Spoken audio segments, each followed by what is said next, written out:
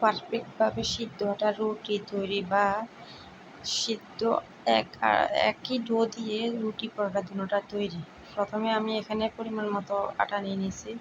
আটা নিয়ে পরিমাণ মতো পাতিলে পানি দিয়ে লবণ দিয়ে দিয়েছি। তারপরে যখন চারপাশে মানে বুদবুদ ধরছে আটাগুলো দিয়ে দিচ্ছি। আটা দিয়ে দেওয়ার পর দেখবেন আপনি চারপাশ থেকে পানিগুলো একদম পুরো ফুটে উঠবে। আটাগুলোকে ভালোভাবে মিক্স করে পানির সাথে ডোটাকে ভালো করে মেখে নিতে হবে, একদম সফটভাবে। সিদ্ধ আটা রুটিটা মেন জিনিস, যেটা যে কোনো রুটি পরোটারে মেন জিনিস হচ্ছে আপনার ডো আটাটা। তারপর ভালো করে একদম সফটভাবে মেখে নিয়েছি। দেখেন আমার হাতে নেওয়ার সাথে সাথে কীরকম সফট বুঝতে পারতেছেন। এরকম সফট পরিমাণে যতটুকু একটা রুটি যে সবাই যে পরিমাণে নেয় আর কি, ওই পরিমাণে নিয়ে আমি রুটিগুলোকে বেলে নিয়েছি। রুটি বেলাটা দেখাতে হয় না, রুটি তো কম বেশি সব মানুষই বেলতে পারে। বেলে নিয়ে তারপরে আমি এখানে আবার পরোটা বানানোর জন্য রুটিগুলোকে একটু একটু করে বেলে নিয়েছি। যেহেতু আমি পরোটা বানাবো আবার চারকোনা শেপের এটা বেলবো, সেজন্য এখন ওই পরোটাগুলোর পরোটার রুটিগুলোকে আমি এত ভালো করে বেলে নিই। এটা একরকম হলেই হয়। তারপরে বেলে একটার মধ্যে পরিমাণে তেল বেশি করে দিয়ে তারপরে একটার থেকে একটার গায়ে, একটার থেকে একটার গায়ে তাড়াতাড়ি আমরা কিছু নিলে একটু শর্টভাবে যেভাবে হয় আর কি, কাজটা একটু শর্টভাবে তাড়াতাড়ি হলে তো এভাবে করে নিচ্ছি। এভাবে করে নিলে একটু ইজিলি হয় আর কি।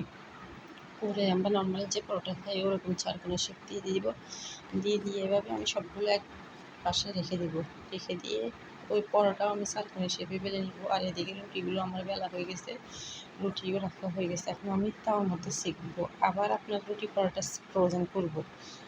হালকা এপিঠ ওপিঠ একটু সেঁকে, মানে যাতে একটার গায়ে না লাগে ওরকম সিস্টেমে একটু ছেঁকে রেখে দিব, একটু খোলা কোনো জাজরার মধ্যে, যাতে রুটি পরোটাটা ঠান্ডা বাতাসে মানে বাফে না ভিজে যায় এরকম। সেম একই পদ্ধতিতে পরোটাটাকেও এরকম করবো, এপিঠ ওপিঠ হালকা ভেজে নিব। এরকম বক্সে ঢাকনাযুক্ত বক্সের উপর ইচ্ছা চায় মনে চাইলে টিস্যু দেওয়া যায়, মনে না চাইলে টিস্যু না দিলেও হয়। আমি টিস্যু দিই না, আমার দেওয়া লাগে না। আর এই রুটি পরোটা এক সপ্তাহ ধরে আপনারা ফ্রোজেন করে খেতে পারবেন। এক সপ্তাহের উপর হলে ফ্রিজে রেখে খেতে হবে। দেখেন আমি পরের দিন রুটি বের করে সেঁকতেছি, একদম যেন আমি সকালে বানাইছি এরকম। আমি এখন আমার বাসায় আপনার সকালবেলা রুটি পরোটা বানাই না, এই যে। আর পরোটাটা আমি আবার সেম পদ্ধতিতে বাছতেছি, সেম ওই রুটির ডো দিয়ে যে পরোটা বানাইছি পরের দিন।